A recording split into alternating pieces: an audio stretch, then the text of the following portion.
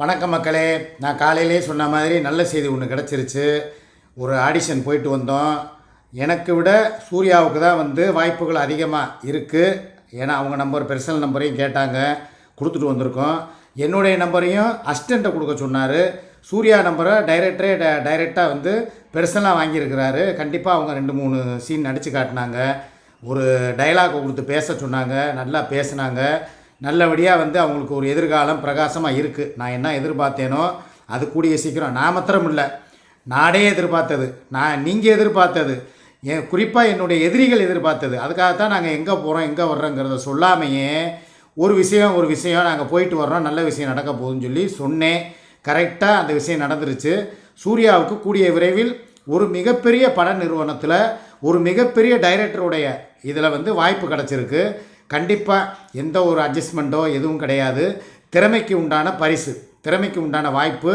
மன நிம்மதியோடையும் இந்த விஷயத்தை உங்கள்கிட்ட ஷேர் பண்ணுறதுல நான் ரொம்ப சந்தோஷப்படுறேன். ரெண்டாவது மெர்சிமா விஷயத்துக்கு வருவோம். அதாவதுங்க, மெர்சிமா நான் உங்கள்கிட்ட நான் ஆரம்பத்திலே சொன்னேன், இவனுங்களை பற்றி உங்களுக்கு தெரியாது. இதே மாதிரி தான் சுமியை சிங்கப்பெண்ணேன்னு சொல்லி ஏற்றி விட்டானுங்க. கடைசியில் சுமி எங்கள் மேலே எல்லா நடவடிக்கையும் எடுக்க போகும்பொழுது நான் போய் அதை ஊடால தடுத்து நிறுத்தி, எப்பா வேணாம், இதனால் சூர்யாவுக்கு மாத்திரம் இல்லைப்பா, நானும் தான்ப்பா சேர்ந்து அலையணும், எங்கே போனாலும் என் உடல்நிலை சரியில்லைப்பான்னு சொல்லி அவகிட்ட சொன்னோன்னா அவள் புரிஞ்சுக்கிட்டு சூர்யா மேலே எந்த ஒரு நடவடிக்கையும் எடுக்காமல் அதோட ஸ்டாப் பண்ணான். உடனே அவளை என்ன பண்ணாங்க, சிங்கப்பெண்கிற சொன்ன அதே வாயி அசிங்கப்பெண், நீ எல்லாம் ஒரு பொம்பளையா, புருஷனை இப்படி அடுத்தவங்கிட்ட விட்டுட்டு வேடிக்கை பார்க்குற, இன்னமும் போட்டுக்கிட்டு இருக்காங்க. அந்த மாதிரி கமெண்ட்டுகள் சுமிக்கு இன்னமும் வருது. என்னால் தான் அந்த அவமானம் அவளுக்கு, நான் இல்லைன்னு சொல்லலை. ஆனால் என் நிலைமையை புரிஞ்சுக்கிட்டு சரி ரைட்டு, வந்தவளுக்கு ஏதோ ஒரு நல்ல காரியத்தை செஞ்சு வச்சுட்டு நம்ம கூட வந்துடுவாருங்கிற நம்பிக்கையில் தான் சுமி இன்னமும் வாழ்ந்துக்கிட்டு இருக்கு. நான் உங்ககிட்ட என்ன சொன்னேங்கிறத கொஞ்சம் ஒரு 4-5 நாளைக்கு முன்னால் போய் ரிவைண்ட் பண்ணி பாருங்கள். ஒரு லைவ் போடும்போது நான் சொல்லியிருப்பேன். அதாவது மெர்சிமா, இந்த விஷயத்தை நீங்கள் எடுத்துக்கிட்டு போகிற வரைக்கும் உங்களை ஏற்றி விடுவாங்க, ஸ்குருவை போடுவானுங்க. மெர்சிமா, அவங்கள விட்டுறாதீங்க, அவங்கள எப்படியாவது ஜெயிலுக்கு அனுப்பிடுங்க, கழிதிங்க விட்டுருங்க, அவங்கள வாழவே கூடாது, உங்களை அப்படி பேசிட்டா இப்படி பேசிட்டா, உங்களை வேறு மாதிரி சொல்கிறா, அல்டா பிராணிங்கிறா, அப்புறம் நாகடக்காரமாங்கிறா, இன்னும் ஏகப்பட்ட வார்த்தைகளை விட்டுக்கிட்டே இருக்கிறா, இவளுக்கெல்லாம் நீங்கள் மன்னிப்பு கொடுக்கக்கூடாது. எல்லாத்துக்கும் காரணம் கூட இருக்கிறானே அந்த சிக்கா, அவன் தான் இதுக்கு கதை திரைக்கதை வசனம்லாம் எழுதி கொடுத்துருக்கான். அதுபடி தான் அவள் பேசுகிறா. விட்டுறாதீங்கன்னு ஒரு பக்கம். இன்னொரு பக்கம் இவங்க 3 பேர் மாத்திரம் இல்லை, நீங்களும் தான் அதில் சம்பந்தம். இவங்களுக்கு வியூஸ் குறைஞ்சி போச்சு. அதனால் சூர்யாவை பற்றி பேசி அவளை ஜெயிலுக்குள்ளே வைக்கிறேன்னு சொல்லி சொன்னால் அவங்களுக்கு வியூஸ் கூடும். இந்த 2-3 நாளாக வீடியோக்கள் பூரா பார்த்தா 20K 25K, லைவுக்கு பார்த்தா 40Kன்னு போய்கிட்டு இருக்கு. ஆக இது இவங்க போடுற கண்டென்ட்டு அப்படின்னு சொல்லி உங்களையும் எங்களோட சேர்த்து இழுத்து விட்டுருவாங்கன்னு நான் சொன்னேனா இல்லையா? கரெக்டாக இன்றைக்கி பார்க்குறேன். நீங்கள் காலையில் நாங்கள் ஒரு வீடியோ போடுறதுக்கு உள்ள நிலைமை வேறு. நீங்கள் எங்கிட்ட ஃபோனில் பேசினப்போ இதில் வேறு இன்னொன்று வேறு கேட்குறாங்க, அந்த அம்மா தான் உங்கள் நம்பரை பிளாக்கில் போட்டுருச்சுல, அப்புறம் எப்படி உங்கள்கிட்ட பேச முடியுங்கிறாங்க. கூறுகட்ட கூமுட்டைகளா, பேசுனது எங்கள் சார், எங்கள் பிரபு லாயர், அவர் பேசினார்.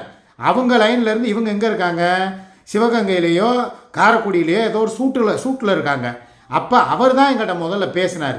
அதுக்கப்புறம் தான் அவங்கள நான் கான்காலில் எடுக்கிறேன்னு சொல்லி மெர்சிமாவை கான்காலில் எடுத்து நான், சூர்யா, அதுக்கப்புறம் அந்த பக்கம் பிரபு சாரு, மெர்சிமா 4 பேரும் பேசுகிறோம். அப்போ அவர் விவரம் சொல்கிறாரு, இந்த மாதிரி நான் நடவடிக்கை எடுக்க போகிறேன் எல்லா விஷயத்துக்கும். இது யார் மூலியமாக அந்த விஷயம் லீக் ஆச்சு, இவங்க உதவி செஞ்சது ஏன் இன்னொரு ஆளுக்கு தெரிஞ்சிச்சு, ஸ்க்ரீன்ஷாட் எப்படி போச்சு, இந்த விஷயங்களுக்கு பூராமே சூர்யா அடுத்து பதில் சொல்லிக்கிட்டு இருக்கா. எனக்கே தெரியலைங்க. நான் ஒரு ஆள்கிட்ட தான் சொன்னேன், அது எப்படி அங்கே போச்சுன்னு தெரியலை. எனக்கு நம்பிக்கையானவங்க அவங்க மூலியமாக அது போகிறதுக்கு வாய்ப்பே இல்லை அப்படின்னு சொல்லிக்கிட்டு இருக்கும்போது தான் இதெல்லாம் பேசி முடிச்சாச்சு. சார், நீங்கள் என்ன நடவடிக்கை வேணாலும் எடுங்க, எல்லாத்துக்கும் நாங்கள் கட்டுப்படுறோம், எங்கே கூப்பிட்றீங்களோ நாங்கள் வர்றோம், சென்னைக்கு வர சொல்கிறீங்களா வர்றோம், இல்லை கோர்ட்டில் கேஸ் போடுறீங்களா அங்கேயும் வர்றோம், எங்கள் பக்கம் உள்ள நியாயத்தை சொல்கிறோம், எல்லாமே நாங்கள் பேசுனது உண்மைதான். ஆனால் அதுக்கு அடுத்து கடைசி கட்டமாக இவங்கெல்லாம் பேசி முடிச்சுட்டு இந்த ப்ராப்ளம் சூர்யா சொல்லிட்டேன்னு சொன்னதுக்கப்புறம் நான் சூர்யா கிட்ட ஒரு விஷயம் சொன்னேன். எப்பா இங்கே வா, நீ ஒரு ஆளை முழுக்க நம்பிக்கிட்டு இருக்க, நீ சொன்ன விஷயத்துக்கும் நான் ஒரு ஆள்கிட்ட சொன்னதுக்கும் டிஃப்ரெண்ட் இருக்குது. ஒரு ரகசியம்னு ஒன்று இருக்கும்ல, அது 3 பேருக்கு தெரிஞ்ச ரகசியம். குறிப்பாக என் பெரிய பையன் சுமி, எனக்கு சூர்யா, 4 பேர். நாங்கள் 3 பேர் ஒரு பக்கம். என் பையன் சின்னவனு கூட தெரியாது, அச்சுவு கூட தெரியாது. பெரிய பையன் அசாருக்கும் என்னுடைய மனைவிக்கும் சுமிக்கும் எனக்கும் 3 பேருக்கு தெரிஞ்ச ஒரு ரகசியம். அது வேற சீக்ரெட்டானது. ஆனால் அதே ரகசியத்தை இவகிட்ட சொல்லும்போது கொஞ்சம் நான் அதை சேஞ்ச் பண்ணி சொன்னேன். ஏன்னா ஒரு விஷயம் எப்படி உள்ளேருந்து நம்ம எடுக்கணும், யாருக்கிட்ட இருந்து இது லீக் ஆகுது, இவ யார் மலை போல் நம்புகிறா, அவங்க என்னென்ன பண்ணுறாங்கங்கிறத இவ தெரிஞ்சுக்கணும்ல. அதுக்காகத்தான் அந்த விஷயத்தை இவகிட்ட சொல்லும்போது கொஞ்சம் சேஞ்ச் பண்ணி, கொஞ்சம் இல்லை ஒரு ஒரு பெரிய மாற்றத்தோடு சொன்னேன். ஆனால் கரெக்டாக அந்த மாற்றமான விஷயம் அங்கே போனது, அங்கேருந்து இன்னொருத்தவங்க காதுக்கு போய் அவங்க வந்து மெர்சிமா கிட்ட சொல்லும் பொழுது அந்த விஷயம் வந்து இப்படி சுற்றி இப்படி ஒரு ரவுண்ட் அடித்து இங்கே வந்துருச்சு. அப்போ எப்போ அந்த மாதிரி நடந்திருக்கு, நான் உங்கள்கிட்ட சொன்னது பொய், உண்மையிலே நடந்தது என்னங்கிறத இப்போ சொல்கிறேன். இப்போ நான் சொன்ன விஷயம் யாருக்கு தெரியும் அப்படின்னு கேட்டேன். கண்டிப்பாக அந்த நபர் ஒரு ஆளுக்கு தான் தெரியும். அப்படின்னா நீ புரிஞ்சுக்க, இதில் இல்லை இருக்கிற ஸ்லீப்பர் செல் யார், கருப்பாடு யாருங்கிறத நீ புரிஞ்சுக்கன்னு சொன்னேன். அழகாக புரிஞ்சுக்கிட்டு தான் அதுக்கப்புறம் சூர்யா வீடியோ போட்டது. என்னைய மன்னிச்சுக்கோங்க மெர்சிமான்னு சொல்லி கும்பிடு போட்டு வீடியோ போட்டது அதுக்கப்புறம் தான். உடனே வந்துக்கிட்டு அப்படியே அந்த அம்மா பக்கம் போயிட்டாங்க. போய் எல்லா பேரும் சேர்ந்து நாடகம் போடுறீங்க, ஏன் நீங்கள் நடவடிக்கை எடுக்க வேண்டியதானே? ஏன்டா நடவடிக்கை எதுக்கு எடுக்கணும், எடுக்க வேண்டியதுக்கு தான் எடுப்பாங்க. இப்போ என்ன ஆகிப்போச்சு பிரச்சனை, நீங்கள் எல்லாத்துக்கும் வந்துக்கிட்டு உங்களுக்கு ஏன்டா முணுங்குது? பிரச்சனை சால்வானா அப்படியே குண்டியில் பச்சை மிளகா வச்சா மாதிரி எரியிறீங்க. பிரச்சனை வந்து வளர்ந்தேக்கிட்டே போச்சுன்னா நல்லா அப்படியே பிரியாணி ஐஸ்கிரீம் சாப்பிட்டா மாதிரி அப்படியே குழுன்னு இருக்கும் உங்களுக்கு, குலோப்ஜாம் தின்னா மாதிரி. ஏன் எங்களுக்கு இருக்கிற, அதாவதுங்க என்னையை பொறுத்த வரைக்கும் நான் ஒன்று சொல்லவா, எதிரிகள் இருக்கலாம், ஆனால் எதிர்க்கிறதுக்கு ஒரு பிரச்சனை வந்து நல்ல பிரச்சனையாக இருக்கணும், இல்லையா பூதாகரமான ஒரு பிரச்சனையாக இருக்கணும். சப்பமேட்ரு ஒரு 10,000 ரூபா கைமாறினது யாருனால அப்படிங்கிறது தான் விஷயம். இந்த விஷயத்தை இவ்வளவு தூரம் பெருசாக்கி போக வேண்டிய அவசியமே இல்லை. இது இவங்க 2 பேருமே வந்து ஃபோனில் பேசியிருந்தாலே முடிஞ்சிருக்கும் இந்த விஷயம். ஆனால் அந்த அம்மாவும் ஷூட்டிங் ஸ்பாட்டில் இருந்துச்சு, இவளும் வந்து நாங்கள் இங்கே வேறு விஷயமா அங்கே அலைஞ்சிக்கிட்டு இருக்கோம், அதெல்லாம் உங்கள்கிட்ட சொல்ல முடியாது. ஆக சில விஷயங்களை ஃபோனில் பேச முடியாத சூழல், லைவ் போடும்போதோ இல்லை எட்டும்ச வீடியோ போடும்போதோ இவ 2 வார்த்தைகளை பேசியிருக்கலாம். சில விஷயங்கள் வந்து தன்னுடைய கூட உயிருக்கு உயிராக இருக்கிற ஒருத்தவங்களை பற்றி இப்படி அவதூறு பரப்புகிறாங்களே அப்படிங்கிற ஒரு எண்ணத்தில் ஒரு ஆவேசத்தில் இவ பொங்கியிருக்கலாம். இதெல்லாம் வந்து இயற்கையாக நடந்த விஷயம்.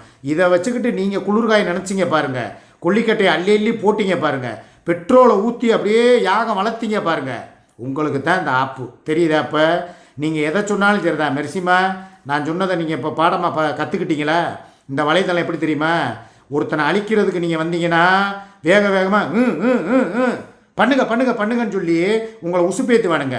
அதே வந்து நீங்கள் பண்ணாமல் இவ்வளோத்துக்கு அந்த வீடியோவில் நீங்கள் என்ன வந்து எங்கள் மேலே எந்த ஒரு நடவடிக்கையும் எடுக்க போகிறது இல்லைன்னோ முழுசாகவும் சொல்லலை, வேணாம் உங்களை மன்னிச்சு விட்டுட்டேன்னு நீங்கள் சொல்லலை. இது வந்து அப்படியே அந்தரத்தில் தொங்கிக்கிட்டு நிற்கிது, கயிறில் போய்கிட்டு இருக்கோம். இங்கிட்டு விழுகலை, இங்கிட்டு விழுந்தா நெருப்பு, இங்கிட்டு விழுந்தா நீர், எங்கிட்டுமே விழுகலை, நடுவில் போய்கிட்டு இருக்கோம். அந்த கம்பை பிடிச்சிக்கிட்டு அவள் போய்கிட்டு இருக்கா சூர்யாங்கிறவ. நான் தான் அந்த கம்பு பேலன்ஸு, என்னையை வச்சு அப்படியே பேலன்ஸ் பண்ணி இப்படியே நடந்துக்கிட்டு இருக்கா. நான் வந்து எதுலேயுமே அவளை வந்து சிக்க வைக்கக்கூடாது, பிரச்சனைகளுக்கெல்லாம் முற்றுப்புள்ளி வைக்கணும்னு சொல்லி 3 நாளாக அந்த அம்மா கையில் காலில் விழுந்து அந்த அம்மா கிட்ட மன்னிப்பு கேட்டு ஏகப்பட்ட விஷயம், இவளும் மன்னிப்பு கேட்க வைப்பேன்னு நான் சபதம் எடுத்திருந்தேன். கரெக்டாக அதே மாதிரி நான் சொன்ன விஷயம் அவளுக்கு ஒத்து போனதுனால மன்னிப்பும் கேட்டா. இதுக்கு மேலே ஒரு பிரச்சனை எப்படி சால்வ் ஆகும் நான் கேட்குறேன். நீங்கள் சொல்கிறீங்களே நடவடிக்கை எடுங்கன்னா பிரச்சனைன்னு ஒன்று இருந்தால் தானடா நடவடிக்கைன்னு ஒன்று வரும்.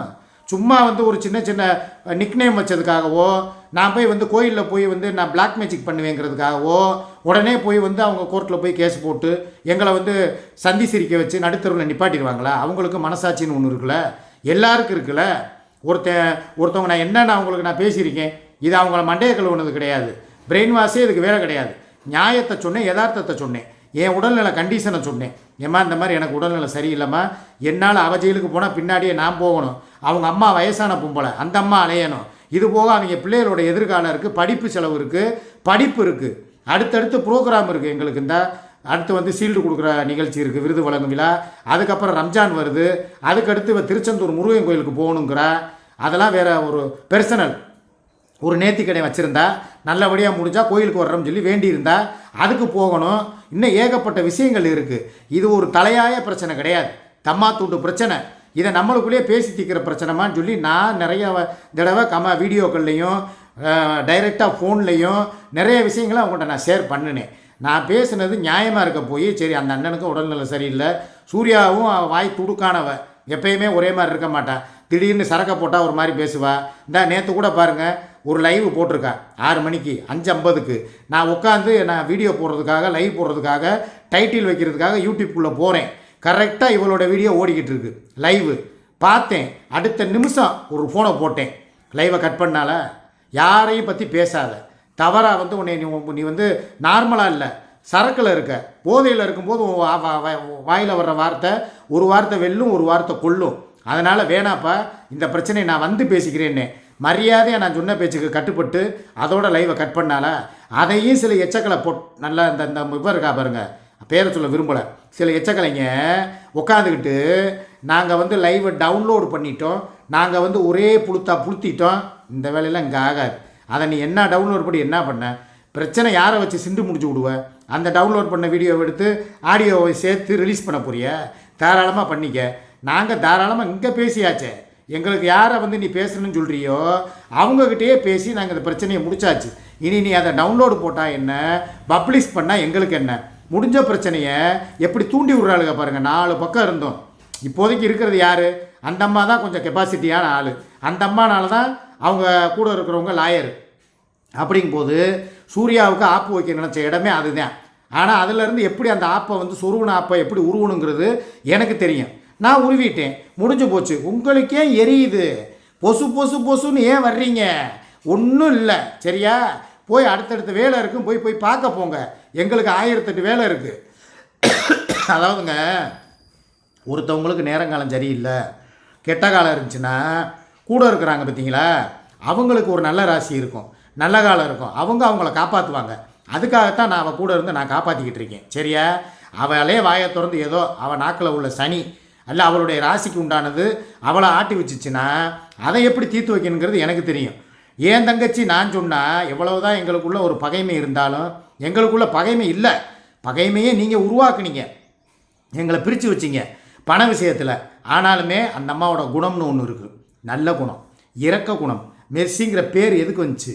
இரக்க சுபாவம் உள்ளவங்க, கருணை உள்ளம் கொண்டவங்கள் அப்படிங்கிறதுக்கு அடுத்த நேம் தான் மெர்சி. அது தெரியுமா? அந்த பேரை வச்சுட்டு அவங்க கொடூரமான நடவடிக்கைகள் எதுவும் எடுப்பாங்களா?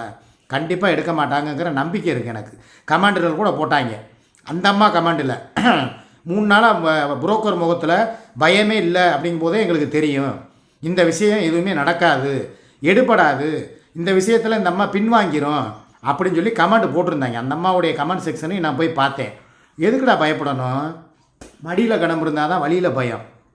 எனக்கு ஆரம்பத்திலே தெரியும் இந்த விஷயத்துக்கு எப்போ முற்றுப்புள்ளி வைக்கணும், யாரை வந்து இப்போ இவளுக்கு அந்த மரண பயம் நீங்கள் சொல்கிறீங்கல்ல, கண்ணில் பீதி மரண பயங்கிறீங்கல்ல, இதெல்லாம் வந்து வரப்போய் தான் நான் சொன்ன விஷயம் அவளுக்கு உள்ளுக்குள்ளே வந்து அப்படியே அப்சர்வ் பண்ணான். நீ பண்ணின விஷயம் எதில் கொண்டு போய் விட்டுருக்கு பற்றியா? இதுக்கெல்லாம் மூல காரணம் யார் தெரியுமா? அந்த ரகசியத்தை இப்போ நான் உடைக்கிறேன்னு சொல்லி உடச்சி விட்டேன் பார்த்தீங்களா? அதை வந்து ஒரு சில பேர்த்துக்குங்க சாதாரணமாக சொன்னால் புரியாது. அந்த விஷயத்தில் உள்ள அந்த ஆழத்தை அவங்களுக்கு உணர்த்தி அந்த பயத்தை காட்டி மரண பயத்தை ஊட்டி அதுக்கப்புறமா இந்த பார் இதுதான் இதான் சாக்கணும். ஓவரா அந்த மரண பயம் இந்த பயம் சொல்லக்கூடாது. சரி, தப்பு எங்க நடந்திருக்கு, அது எப்படி நடந்திருக்கு, இன்னைக்கு சின்னதா போனது நாளைக்கு பெருசா போயிருமேன்னு சொல்லி அதை சொன்னேன். அதை உடனே மரண பயம் என்ன தூக்கு தண்டனையா கொடுப்பாங்க, வேலையா பண்றேன். சரி ரைட்டு, சரி இருந்தாலும் ரைட்டு ஓகே. அதனால் வந்து கேட்டது அப்படியே இருக்கட்டும். நல்ல விஷயம் ஒன்று நடந்திருக்கு, ஹாப்பி மூடில் இருக்கோம். நாங்கள் ஞாயிற்றுக்கிழமை வேறு இன்றைக்கி அம்சவழியிலேருந்து பிரியாணி வாங்கிட்டு வந்திருக்கேன். அதுபோக வந்து கொஞ்சம் நேற்று வச்சுருந்த 2 நெய் மீனில் வந்து பிரிட்ஜுக்குள்ளே இருக்குது சீலா மீன், அதை எடுத்து பொரிச்சிட்டு சாப்பிட்டு கொஞ்ச நேரம் தூங்கிட்டு 6 மணி லைவில் வந்து உங்களை நான் சந்திக்கிறேன்.